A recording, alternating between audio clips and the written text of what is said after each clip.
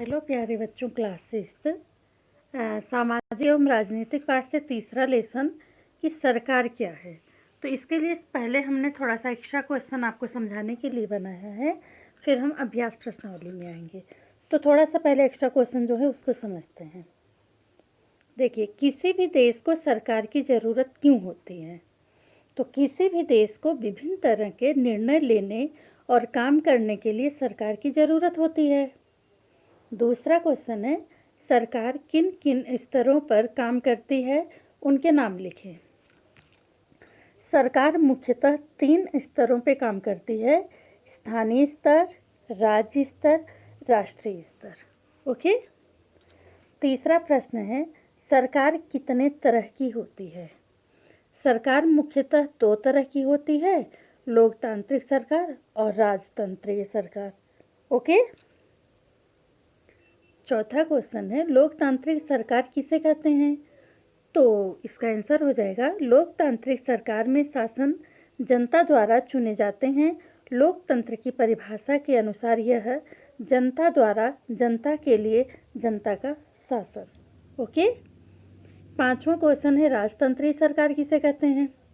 तो राजतंत्रीय सरकार में शासक का प्रधान राजा होता है, वह राज्य का सर्वोपरि होता है। Okay, clear. अब अभ्यास प्रश्नावली में आते हैं। लिखना आपको सब है और पढ़ना भी आपको सब है। ओके। तो पहला क्वेश्चन है, आप सरकार शब्द से क्या समझती हैं? एक सूची बनाइए कि किस तरह से सरकार आपके जीवन को प्रभावित करती है।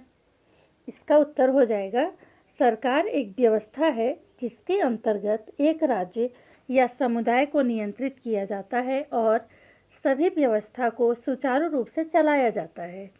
सरकार के निम्नलिखित कार्य हमारे जीवन को प्रभावित करते हैं। जैसे सरकार यह निरीक्षण करती है कि सभी को पीने का पानी समुचित मात्रा में मिलता है या नहीं। दूसरा, बिजली का वितरण सभी के पास पहुंच रहा है या नहीं। तीसरा, सरकार स्कूल बनाती है ताकि ज़्यादातर बच्चे को शिक्षा मिल सके। पांचवा, सभी को उचित व्यवस्था सेवा मिल सके, इसके लिए अस्पताल का निर्माण और उसकी देखभाल का कार्य करती है। अगला है, प्राकृतिक विपदा जैसी भूकंप, सुनामी आदि के समय सरकार की मुख्य रूप से पीड़ितों की सेवा करती है। ठीक है ना, सरकार मुख्य रूप से पीड़ितों की सेवा करती है। अगला है, रेल और डाक सेवाओं के संचालन का काम भी सरकार का ही होता है।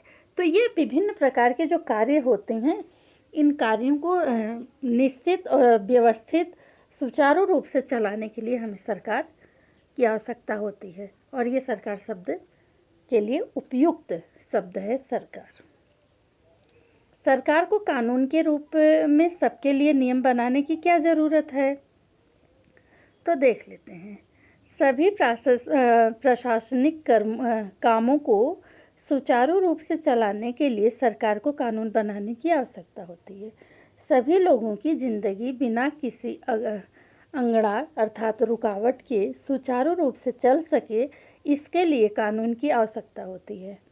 कोई भी आदमी बिना किसी कारण किसी को भी परेशान न करे, उसे नियंत्रित करने के लिए कानून की आवश्यकता होती है। इस तरह सरकार को सबके लिए कानून बनाने की क्या पड़ती है बच्चों? आवश्यकता पड़ती है। अब तीसरा क्वेश्चन है, लोकतांत्रिक सरकार के आवश्यक लक्षण क्या हैं? तो लोकतांत्रिक सरकार के आवश्यक लक्षण निम्नलिखित हैं। जैसे लोकतंत्र में लोग अपने मताधिकार के द्वारा अपने प्रतिनिधि का चुनाव करते हैं। लोकतंत्र में सरकार को अपने निर्णयों और उठाए गए कदमों का आधार बताना होता है, साथ ही जनता को सफाई भी देनी होती है। ओके। अगला क्वेश्चन है, महिला मताधिकार आंदोलन क्या है, उसकी उपलब्धि क्या थी? तो पहले महिलाओं को मत देने का अधिकार नहीं था। यूरोप और अमेरिका में भी महिलाओं को मत अर्थात वोट देने का अधिकार नहीं था। इसके लिए महिलाओं ने आंदोलन किया, जिसे महिला मताधिकार आंदोलन कहते हैं। विश्व युद्ध के दौरान जब सभी पुरुष लड़ाई में व्यस्त थे, तब महिलाओं को उनके सभी काम करने और व्यवस्था करने की जिम्मेदारी दी गई। जिसे उन्होंने बहुत अच्छे तरीके से निभाया। सब लोगों को एहसास हुआ कि जब महिलाएं पुरुषों की जिम्मेदारी को संभाल सकती हैं तो उसे मतदान करने का अधिकार भी मिलना चाहिए। इस आंदोलन के दौरान उन सभी ने भूख हड़ताल किया, अपने को लोहे के जंजीरों में बांधकर प्रदर्शन किया।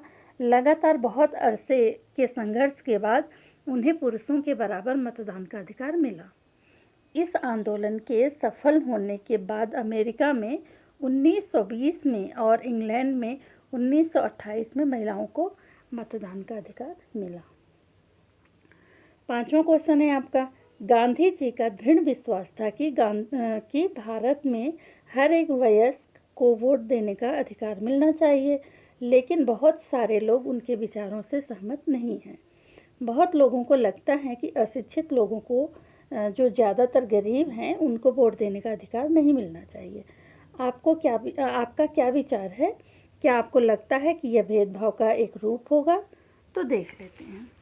गांधी जी का यह विश्वास था कि भारत में हर एक वयस्क को वोट देने का अधिकार मिलना चाहिए। यह बिल्कुल सही लगता है। उनका मानना था कि जो व्यक्ति गरीब और अशिक्षित होते हैं वे भी बुद्धिमान होते हैं, उनमें भी सरकार चुनने की काबिलियत होती है।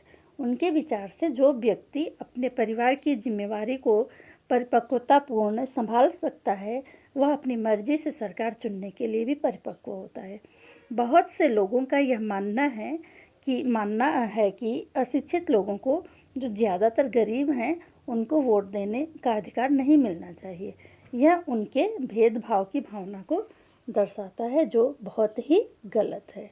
धन्यवाद बच्चों, इस वीडियो को सुनना और अपना अपडेट देते रहना। धन्यवाद।